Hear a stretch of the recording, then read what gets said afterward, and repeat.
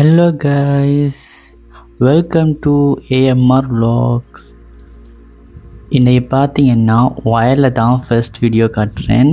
என்னென்னு பார்த்தீங்கன்னா வயலில் வந்து ஒரு சைடில் மஞ்சள் கலரும் மற்ற சைடில் பார்த்தீங்கன்னா பச்சை கலர்லேயும் இருக்குது.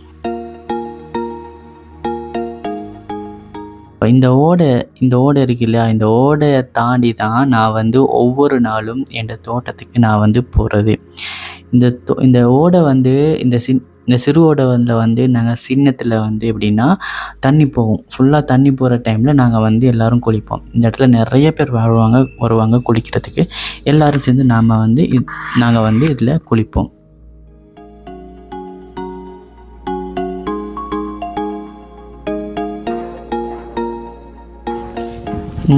இப்போ நாங்கள் வந்து போகிறது என்னென்னா, நான் போன வீடியோவில் உங்கள்கிட்ட சொல்லியிருந்தேன், நெல்லி மரம் நான் கொண்டு வந்து வச்சுருக்கேன். அதை வந்து நாட்டணும் அப்படின்ட்டு.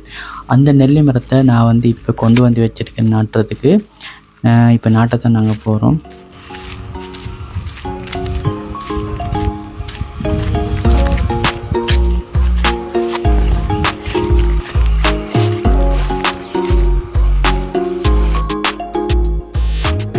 பார்த்தீங்கன்னா அந்த நெல்லி மரம் பார்த்தீங்கன்னா கீழே வந்து சாஞ்சிருக்கு.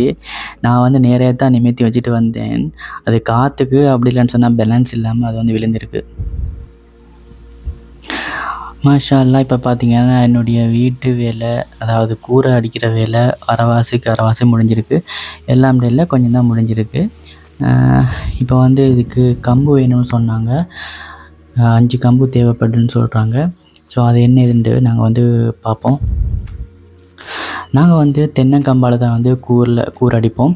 உங்களோட ஊரில் வந்து நீங்கள் மற்ற ஊரில் வந்து நான் நினைக்கிறேன் வந்து மருத மரம் அந்த மாதிரியான மரங்களால் வச்சு கூரை செய்வாங்கண்டு. ஆனால் நாங்கள் வந்து ஃபுல்லாகவே தென்னங்கம்பால் தான் நாங்கள் செய்வோம். அது வந்து எங்களுக்கு ஸ்ட்ராங்காகவே இருக்குது.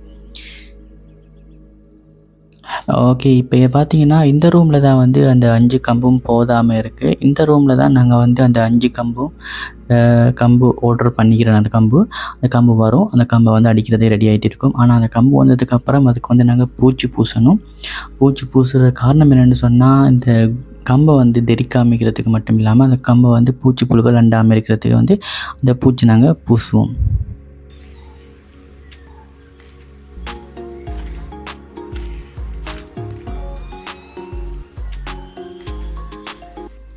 ஒரு வீடு கட்டுறேன்னு சொல்கிறது சும்மா இல்லைங்க, ரொம்ப பெரிய பொறுப்பு. அந்த பொறுப்பை மெதுவாக கொஞ்சம் கொஞ்சமாக செஞ்சுட்டு வாரேன். இப்போ பார்த்திங்கன்னா நெல்லி மரத்தை நான் நாட்டி அதுக்கு தண்ணி ஊற்றி அதை வந்து கல் அடுக்கி வச்சுருக்கேன். ஸோ பாருங்கள் எவ்வளோ அழகாக இருக்குன்னு. இந்த மாதிரி நீங்களும் வந்து உங்களோட தோட்டத்தில் வந்து நீங்கள் புதுசாக ஒரு மரம் நட்டுறீங்கன்னு சொன்னால் நீங்கள் எப்படி நாட்டி கல்லெல்லாம் அழகாக செஞ்சு வச்சுட்டு வாங்க. நல்லா இருக்கும், பார்க்குறதுக்கு கூட நல்லா இருக்குது. ஆனால் நெல்லி மரம் எல்லாருக்கும் பிடிக்கும் இல்லையா? சின்னவங்களாக இருக்கட்டும் பெரியவங்களாக இருக்கட்டும் நெல்லிக்காய் வந்து விரும்பி சாப்பிடுவாங்க.